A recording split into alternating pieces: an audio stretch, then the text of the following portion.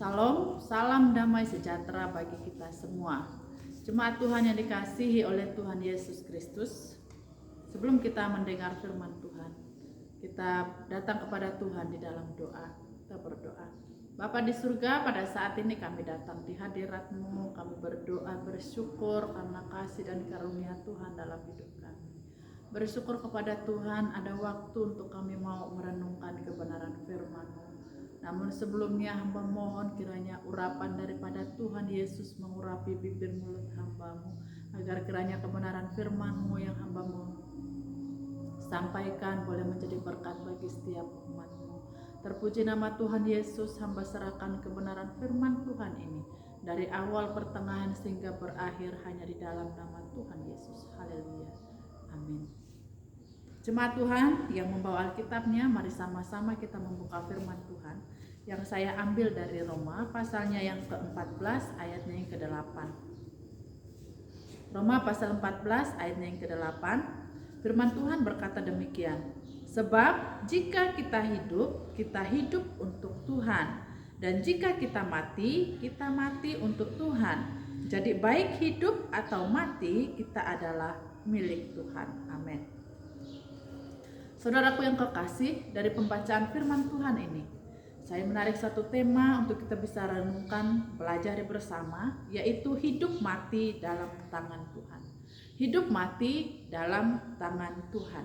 Saudaraku yang kekasih di dalam Tuhan Yesus Kristus, firman Tuhan memberikan kepastian tentang pengharapan hidup bagi setiap orang tebusan Tuhan saat ini, bahkan setelah kita ataupun setelah kematian.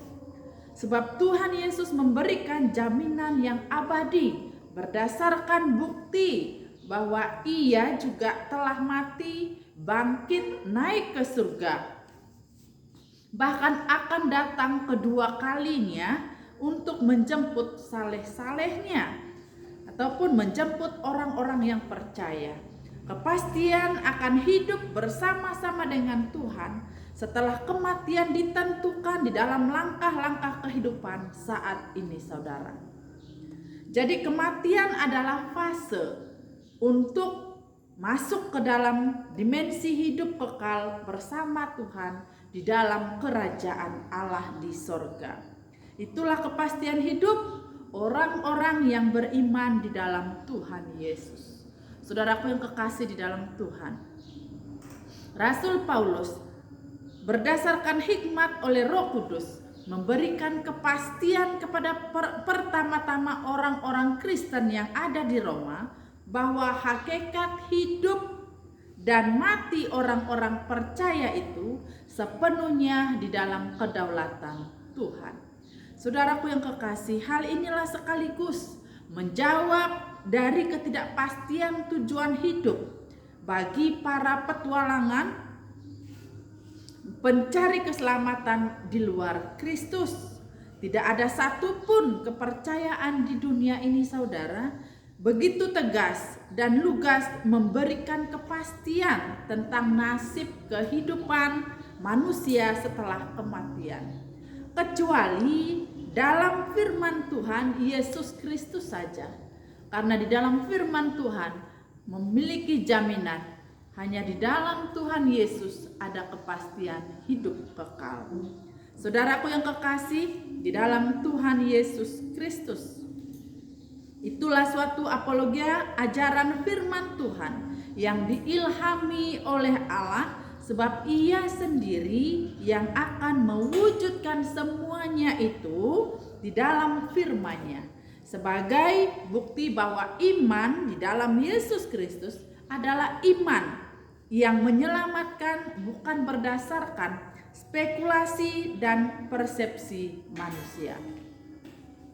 Saudaraku yang kekasih di dalam Tuhan Yesus Kristus, orang percaya harus menyadari hal ini, bahwa hidup hanya kasih karunia Tuhan. Sebab itu, saudaraku yang kekasih, hidup ini dimaksudkan agar digunakan untuk memuliakan nama Tuhan Yesus saja. Itulah hakikatnya hidup yang disebut hidup untuk Tuhan, dimaksudkan oleh Rasul Paulus di dalam frase nats tersebut di atas tadi. Orang percaya harus berorientasi kepada maksud Tuhan yang telah menempatkan hidup di dalam dunia ini. Hidup ini adalah kesempatan. Ada pujian mengatakan hidup ini adalah kesempatan. Jadi dalam hal ini saudaraku yang kekasih, hidup kita adalah kesempatan untuk kita melayani Tuhan, melakukan investasi kekekalan. Jadi saudaraku yang kekasih, bukan bersifat duniawi yang hanya bersifat sementara saja dan tidak akan dibawa pada saat kita meninggal dunia ini. Sikap pola hidup, perilaku hidup orang-orang percaya harus mencerminkan bahwa mereka bukan membangun kerajaan dunia, tetapi materi, tetapi mencerminkan hidup sebagai ahli pewaris kerajaan Allah. Saudaraku yang kekasih, sebab firman Tuhan memberitahukan bahwa setelah kematian ada kehidupan yang sesungguhnya yang telah disediakan oleh Allah bagi semua umat-umat pilihan Allah. Kehidupan yang tidak dibatasi oleh waktu, tidak ada lagi ratap tangis, dan tidak ada lagi duka cita, tidak ada lagi penderitaan, tidak ada lagi berbagai-bagai pergumulan di dalam kehidupan ini selama kita hidup di dalam kasih karunia Allah.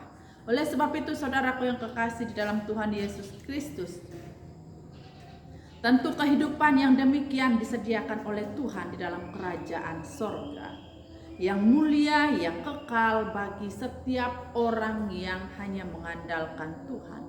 Itulah indahnya saudaraku yang kekasih di dalam Tuhan Yesus Kristus. Indahnya saya dan saudara menjadi anak-anak Tuhan karena kita memiliki pengharapan iman orang-orang percaya yang kekal di dalam Tuhan Yesus Kristus. Oleh sebab itu saudaraku yang kekasih, iman pengharapan itu memiliki janji bahwa kita akan memiliki keselamatan yang dianugerahkan oleh Allah dalam kehidupan kita. Kalau masih diberikan kesempatan untuk hidup di dunia ini saudara, maka gunakanlah semuanya itu untuk mempersembahkan hanya Tuhan dan melayani Tuhan sebelum kematian menjelang hidup kita.